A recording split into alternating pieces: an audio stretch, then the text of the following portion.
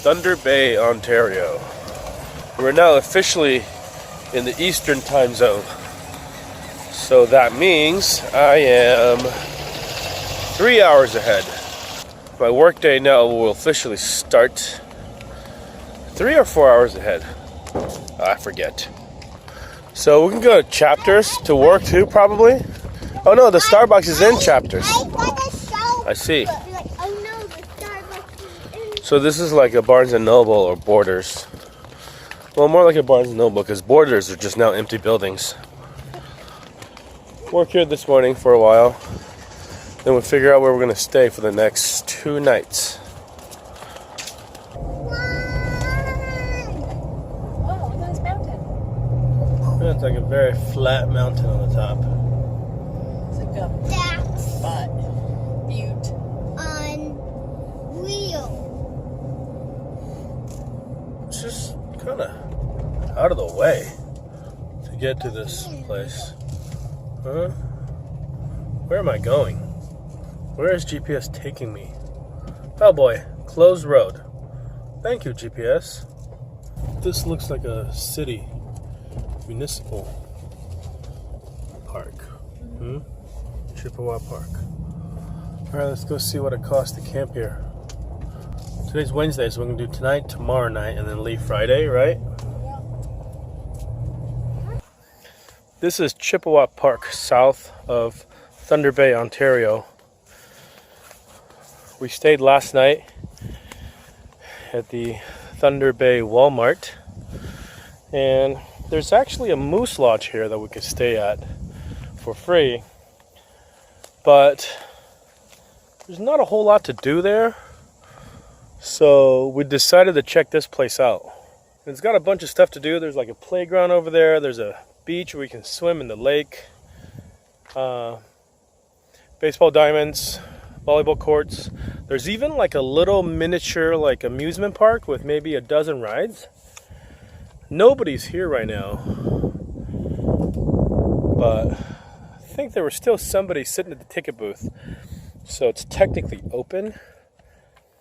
We're camped at the campground loop, no hookups.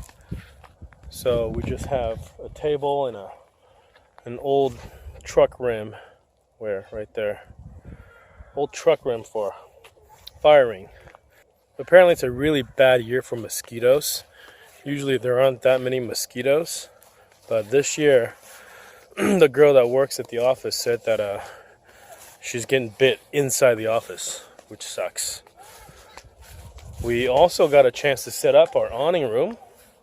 We had to set up in Calgary just briefly because it was windy and wet. We just wanted to test fit it, make sure that it worked so we don't have to return it.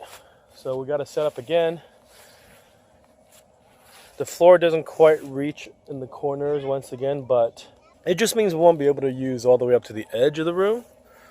The middle of the floor still rests on the bottom, so I think we're good. We're going to be doing a fair amount of hanging out in there if we're outside because of all the mosquitoes. And it is bad. She's right. Let me just show you how many mosquitoes died smashing against our truck on the way here. That's not all from today, but a lot of it was from today. Pretty gross, isn't it? We're going to be here for 2 nights. Wednesday night and Thursday night, and then Friday when we check out, we're just going to drive around and park next to the playground for the day, and then at the end of my workday we'll leave and start heading around Lake Superior towards Sault Ste. Marie. So it's been a while since we got to cook inside. We're actually getting a cook inside today because we're at a campground for a couple of days, so it's not a hassle to set up, get our camp set and ready, and so we can have a free kitchen to do stuff in. For the last several days since we've been on the road driving pretty much every day, we've not been able to do that so much. We've been staying at Walmart and working at Tim Hortons and then moving again after work and then staying at another Walmart. The cycle just kind of continues when we're trying to get a lot of miles under us. But today we're made it to Thunder Bay. We stayed here last night. We got here late. We're staying 2 more nights. So we set up camp. Then we can cook dinner inside. We got a lot of food that we bought from Costco, like the last couple of runs that we need to get through. Even though staying at Walmart saves money on camping, but it doesn't save money on eating out. We end up spending a lot of money eating out, and not even eating the healthiest foods either. So here, we're paying about $32 Canadian a night to stay, which breaks down to about $27-ish, something like that, which is a lot, especially for a site that has no hookups. But if you consider eating out one meal costs us like 40, 50 Canadian dollars, it's a good deal. I mean, it's worth it, right? And also we can eat a little healthier, we can spend less time driving, more time exploring. So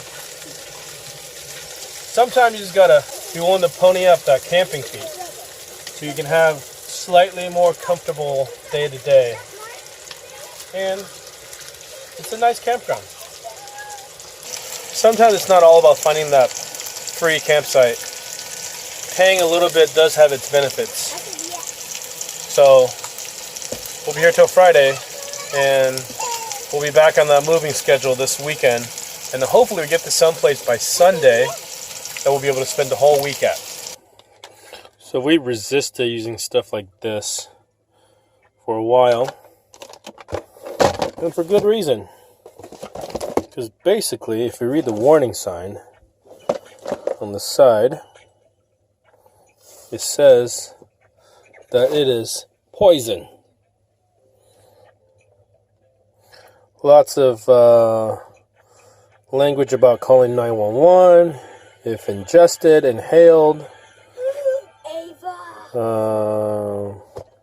Things to do about its toxicology information, how to dispose of it, all that stuff. But at some point, having this around is better than having mosquitoes. Inside the box, there's this thing,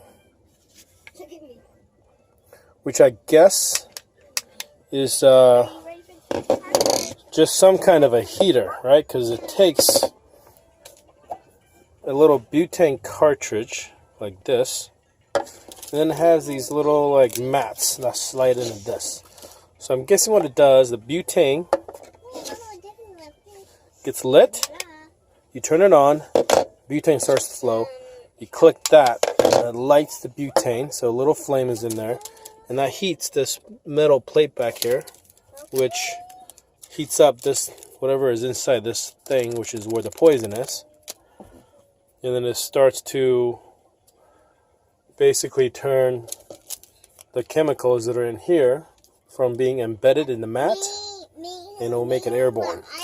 And that is what the mosquitoes don't like. I don't know what the active ingredient is for this, but it is not something you want to ingest. So I'm not going to use it right now because we're inside and got the doors closed and screens that are basically keeping us safe. So if we're going to be outside, this is going to be deployed.